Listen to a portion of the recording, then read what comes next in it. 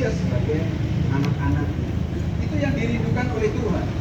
Adalah Allah hadir untuk menyelamatkan keluarga.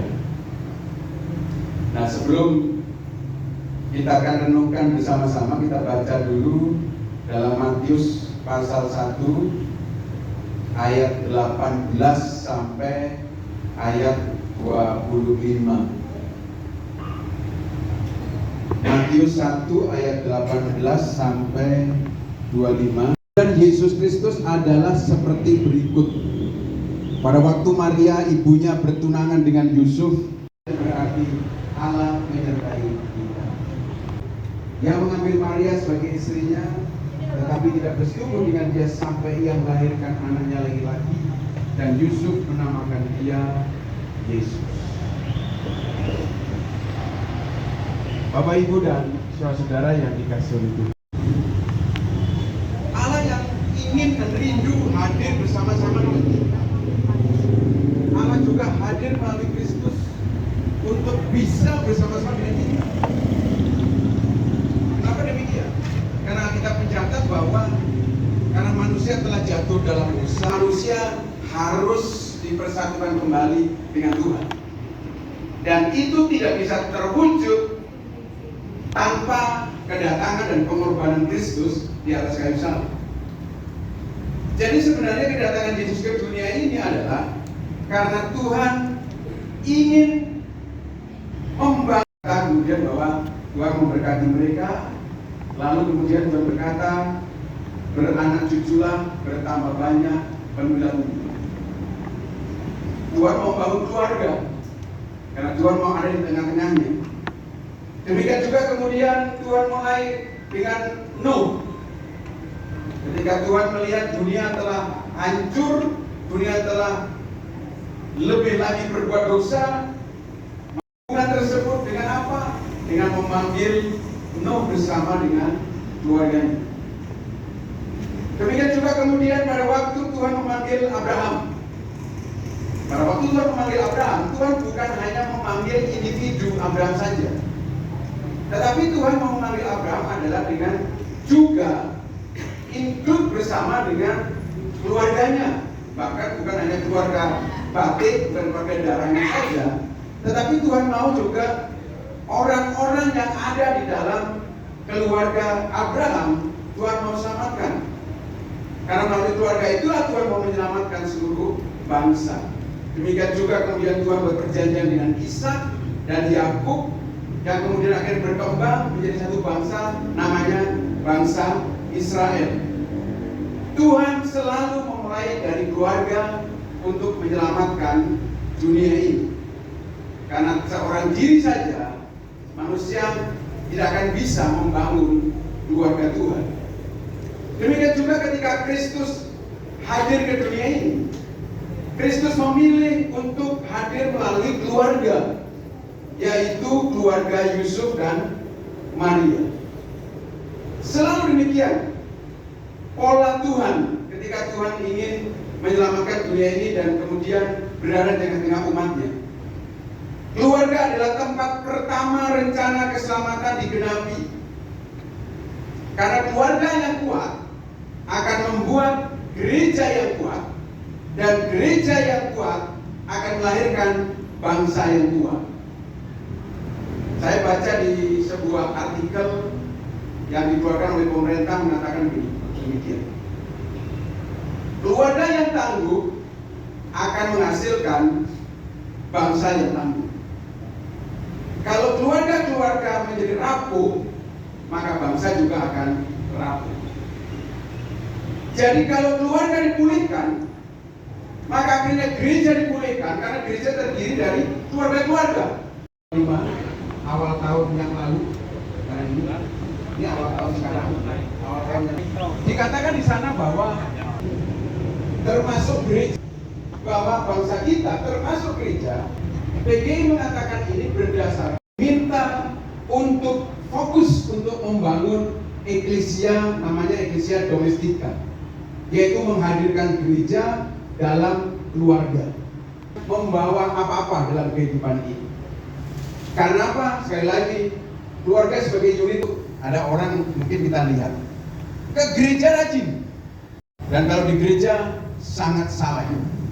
Yang laki-laki saleh, soleh.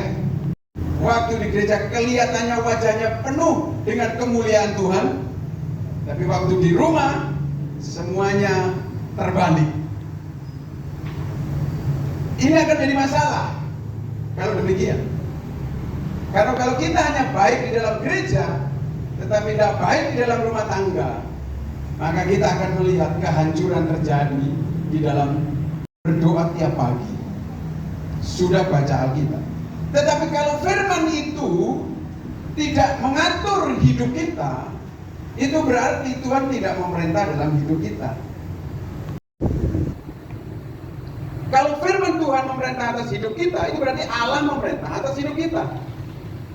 Dan kalau firman itu memerintah atas hidup kita, itu berarti nilai-nilai keluarga itu harus dibangun di firman Tuhan. Rajin pelayanan.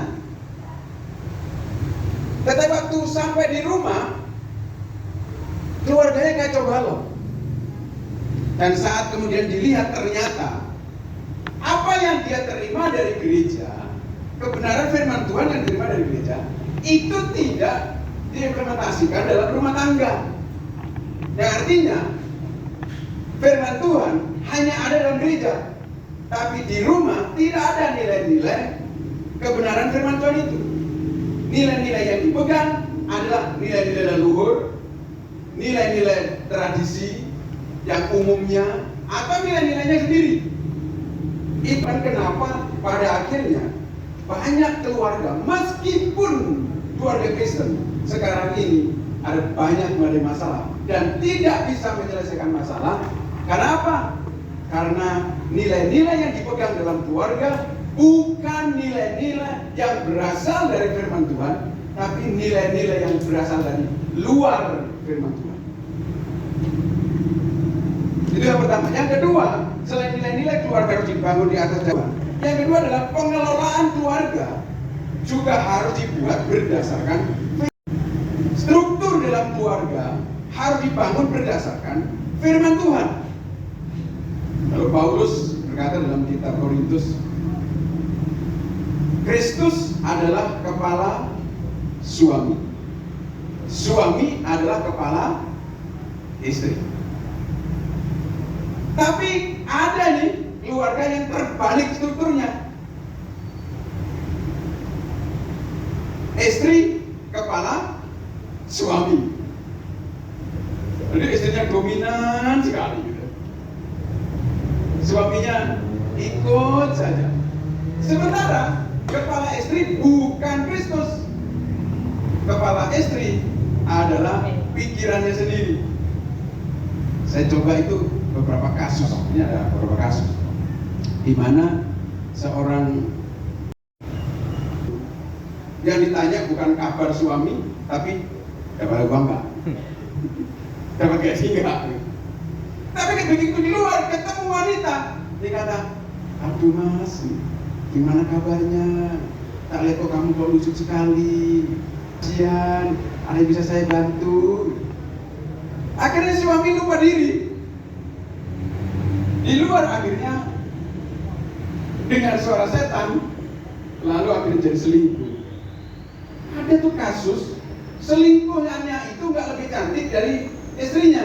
Lu kok bisa gitu? Ternyata memang struktur dalam keluarga itu terbolak-balik.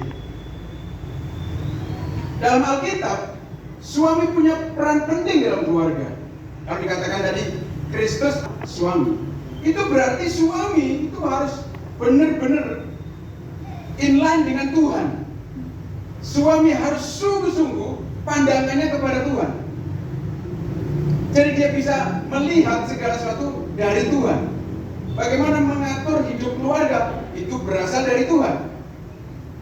Nilai-nilai yang dibangun atas keluarga harusnya dari Tuhan, karena Yesus adalah kepala suami. Tapi ketika suami berpegang kepada nilai-nilai yang bukan berasal dari Kristus, itu akan membawa malapetaka bagi keluarga.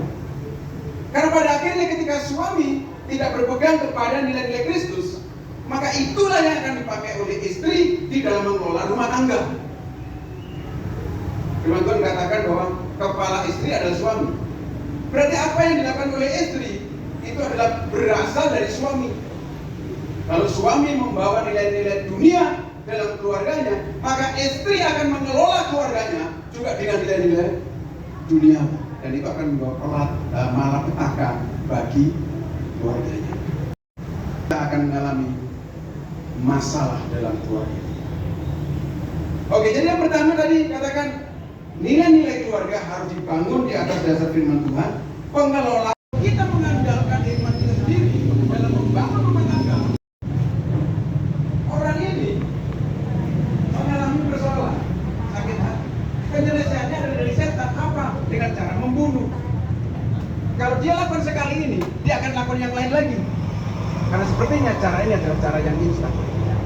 Sedangkan cara Tuhan, kalau kamu punya masalah dengan orang lain, damai sejahtera. Tapi kalau penyelesaian dari setan, kita akan bawa kekacauan.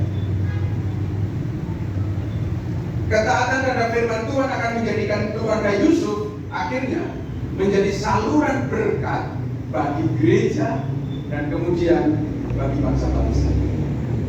Karena Yusuf mengambil keputusan yang tepat. Dia tidak mengikuti pikirannya sendiri, tapi dia mengikuti apa yang dikatakan oleh Tuhan. Begitu Tuhan berkata, hai Yusuf, jangan takut, ambillah Maria sebagai istrimu, karena bayi yang dikandung itu adalah dari Roh Kudus. Karena bayi itulah yang akan menyelamatkan umatnya. Dia yang disebut sebagai Immanuel. Ada satu keluarga menghadapi persoalan ekonomi. Dia berjuang bagaimana persoalan ini bisa diselesaikan. Tapi dalam menghadapi persoalan ekonomi ini, dia terus gagal. Karena dalam menghadapinya, dia coba dengan caranya sendiri. Yang mana apa yang dia coba lakukan itu nggak benar, dan itu membuat pikiran semakin tertekan. Sampai akhirnya dia ini mendapatkan nafkah sehingga bisa kemudian itu mau pakai untuk keluarga. Wah, tapi saya kayaknya sudah lama saya nggak bisa, Pak. Dia coba cari yang apa yang bukan kemampuannya. Makanya dia gagal terus. Akhirnya Tuhan itu memberikan talenta kepada setiap orang. Yang mana talenta itu harus dikembangkan supaya melalui talenta itu dia bisa melakukan hal yang benar, yang bisa berguna bagi orang lain, tapi juga membawa berkat bagi dirinya. Jadi kalau kamu bisa animasi, kembangkan lagi dan pakai itu untuk kamu bisa melakukan sesuatu yang bisa berguna bagi orang lain. Akhirnya dia mulai pelajari lagi, dan akhirnya dia mampu, dan kemudian dia melamar kerja sebagai animator. Akhirnya dari yang tidak ada penghasilan, sekarang penghasilannya sudah sampai 15 juta setiap bulan. Itu yang pertama. Yang kedua adalah pikiran. Dia mencoba melihat masalah itu dengan melihat kelemahannya dia. Dia selalu takut. Ketakutan ini semua dipicu oleh latar belakang hidupnya, karena dulu dia masih kecil, ibunya mati, kemudian bapaknya nggak memperhatikan dia, sehingga dia seperti menjadi orang yang tidak ada teman di dunia ini. Sehingga begitu ada masalah, dia selalu ketakutan. Kemudian saya bilang, kamu pakai nilai-nilai dunia yang kamu warisi dari keluarga, sehingga kamu pengalaman itu membuat kamu ingin jadi Tuhan atas keluargamu. Sehingga kamu selalu ketakutan. Sekarang kamu percaya saja sama Tuhan, dan kemudian kamu ikuti saja apa yang Tuhan mau kita lakukan. Dan setelah itu dia mulai mengakui bahwa saya ternyata nggak percaya Tuhan. Kita sekalian, selamat Natal dan selamat memasuki tahun baru ini dengan membiarkan Tuhan menjadi Raja atas hidup kita. Yesus datang bukan hanya menjadi penebus dosa, tapi dia datang untuk menjadi Raja, untuk memerintah hidup kita, memerintah keluarga kita. Amin. Mari kita berdoa. Tuhan, terima kasih Firman-Mu yang kami baca hari ini telah membukakan kami bahwa Engkau datang ke dunia ini bukan hanya untuk menebus dosa kami, tapi Engkau juga mau menjadi raja atas hidup kami, khususnya menjadi raja dalam keluarga. Karena itu ya Tuhan, kami berdoa kiranya keluarga-keluarga yang ada di muka bumi ini terbuka bagi Tuhan, sehingga keluarga-keluarga tersebut sungguh-sungguh dapat dibangun dengan nilai-nilai kerajaan, bisa dikelola dengan nilai-nilai kerajaan-Mu dan dioperasikan dengan nilai-nilai kerajaan, sehingga keluarga dapat mengalami anugerah Tuhan, dipulihkan, sehingga membawa pemulihan bagi gereja dan gereja bawa pemulihan bagi bangsa. Terima kasih untuk Natal kali ini Tuhan, yang telah membawa kami pada kesadaran betapa pentingnya keluarga untuk dibangun di atas dasar kebenaran Tuhan. Hamba-Mu telah menyampaikan firman Tuhan hari ini, dan kiranya firman Tuhan yang kami dengar termeterai di dalam hati dan pikiran kami dan terimplementasi dalam hidup kami. Di dalam nama Tuhan Yesus kami berdoa. Amin.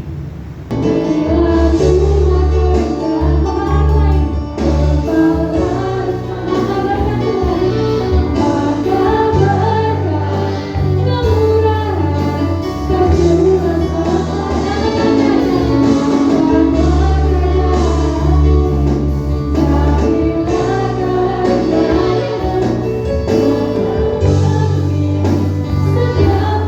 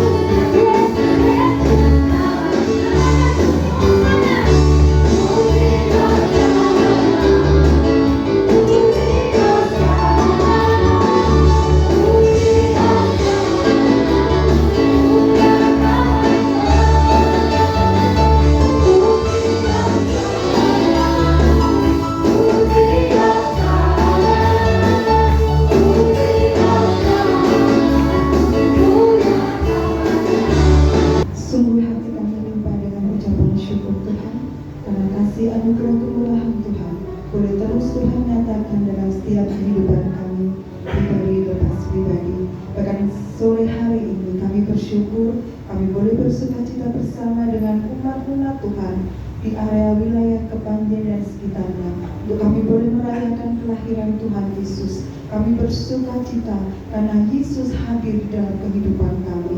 Yesus membawa sukacita di dalam kehidupan kami. Bahkan kelahiran Yesus membawa pemulihan bagi keluarga kami, pribadi lepas pribadi. Bahkan kami juga sudah Tuhan memberikan persembahan dari sebagian apa yang Tuhan sudah berikan dalam kehidupan kami.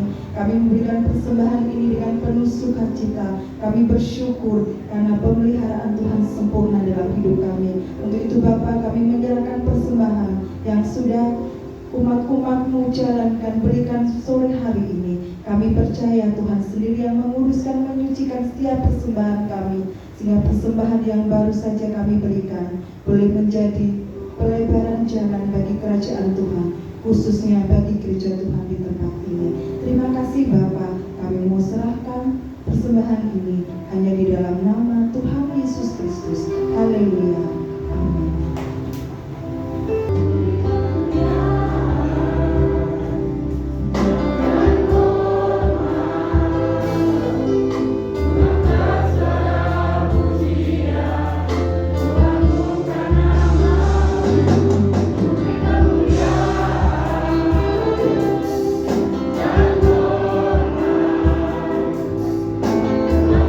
Suara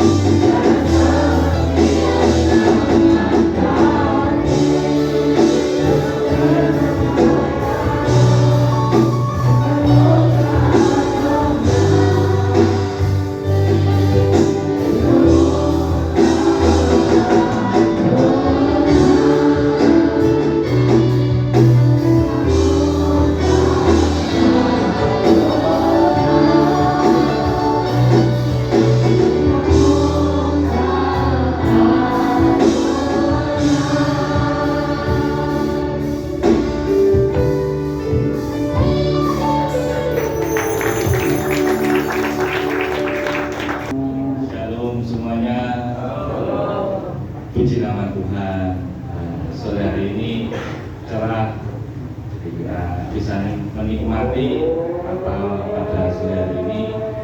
Begitu juga dengan tahun baru. Puji nama Tuhan, tadi sempat disampaikan oleh Bapak Pembina kami, Bapak Glorius. Wah, ini Natalnya kok telat banget. Sebenarnya pada waktu lalu kami akan mengadakan di awal Desember, tapi karena benturan jadwal maka kami juga memundurkan jadi tanggal 4 Januari. Dan puji nama Tuhan, bukan suatu kebetulan bagi kami, hari ini kami tepat 1 tahun di dalam pelayanan di DKIN Hope Center Terpanjang. Dan puji nama Tuhan juga dalam masa 1 tahun ini para pelayan yang di tempat ini juga diperlengkapi, baik itu majelisnya, bendaharanya, pendoanya, dan bersyukur dalam tengah tahun, dalam semester terakhir ini kami diperlengkapi oleh banyak kaum remaja. Dan seperti Bapak Ibu bisa lihat, mereka begitu berantusias. Bahkan kemarin yang berinisiatif mengatur segala macam, kemudian mereka minta tampil segala macam, semuanya dari anak remaja. Kami sangat-sangat bersyukur. Mungkin sambutan saya seperti itu. Kiranya dalam masa-masa ke depan kita akan terus ikat jalinan kasih di antara gereja-gereja, baik pengguna gereja yang sipur maupun seluruh gereja-gereja Panjen. Dan saya juga mau berterima kasih secara khusus kepada Bapak Raditya, Bapak Matius yang mewakili dari pihak yang sipur. Kami sangat berterima kasih banyak dengan fasilitas yang sudah diberikan.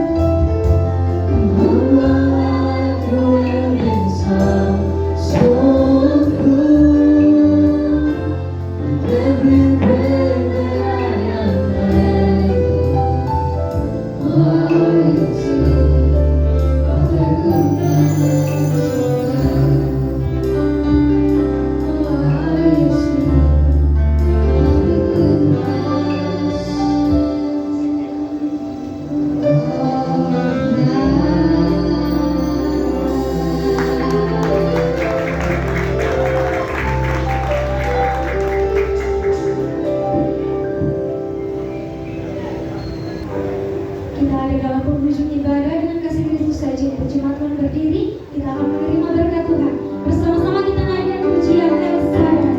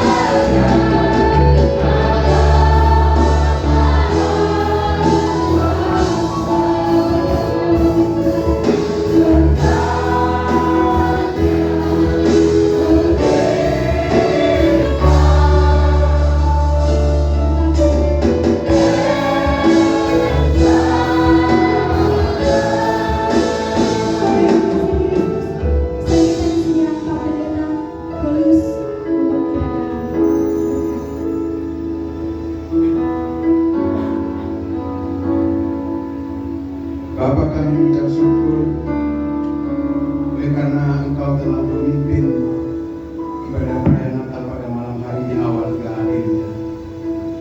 Terima kasih atas segala anugerah-Mu, dan biarlah segala hormat, kemuliaan, keagungan hanya bagi Engkau ya Tuhan. Kami akan mengakhiri ibadah kami dan kembali ke rumah kami masing-masing. Kiranya berkat Tuhan turun atas kami. Jemaat, pulanglah dan terimalah berkat Tuhan. Kiranya damai sejahtera yang datang dari Allah Bapa, kasih setia Tuhan kita Yesus Kristus, serta persekutuan Roh Kudus turun ke atas saudara-saudara sekalian sekarang ini sampai selama-lamanya. Amin. Silakan duduk kembali.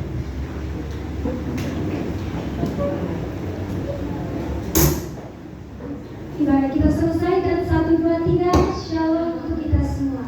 Thank you.